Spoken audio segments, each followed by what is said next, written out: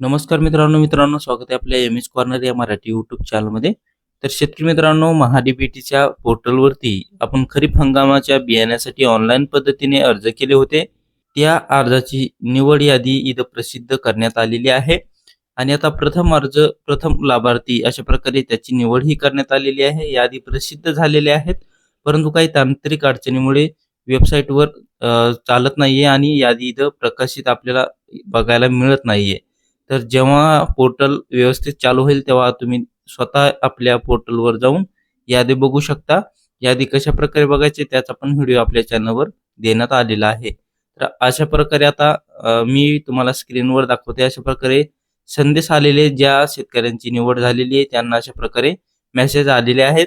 तर अशा प्रकारे मेसेज आल्याच्या नंतर बघूया आपण या मेसेजमध्ये नेमकं काय आहे. तर इथे आपल्याला नाव दाखवण्यात येईल शेतकऱ्याचं, फार्मर आयडी. सोयाबीन या घटकासाठी निवड झाली आहे. सदर घटकाचा लाभ घेण्यासाठी आपण तालुका कृषी अधिकारी कार्यालयाशी संपर्क साधावा. आजपासून 5 दिवसाच्या आत बियाणे घटकाचा लाभ घ्यावा, अन्यथा आपली निवड रद्द होईल. आपण एकाच बियाणे उचल करायची आहे. अधिक वेळा उचल केल्यास उचल केलेल्या पूर्ण बियाण्याची किंमत वसूल पात्र आहे, अशा प्रकारे इथे दाखवण्यात आले.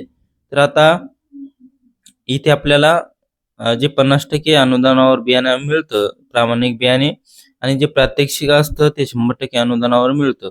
जरी तुम्ही प्रामाणिक निवडलं तर कदाचित कधी कधी कृषी कार्यालयातून आपल्याला एखादा डीलर नेमणूक केलेली असते, तर त्यामधून तुम्हाला टोकन दिलं जातं. तिथून एक तर 50% अनुदानावरही मिळू शकतं किंवा 100% अनुदानावरही मिळू शकतं. इथे आपण जरी अर्ज केला असेल प्रामाणिकसाठी तरी सुद्धा आपल्याला तिथं 100% अनुदानावर हे बियाणं मिळू शकतं. आता बघण्यासारखं आहे की आपल्याला तिथे गेल्यानंतर नेमकं कशा प्रकारे बियाणे मिळेल ते आपल्याला सांगता येत नाहीये. तुमच्या कृषी कार्यालयाला संपर्क साधा आणि विचारपूस करा.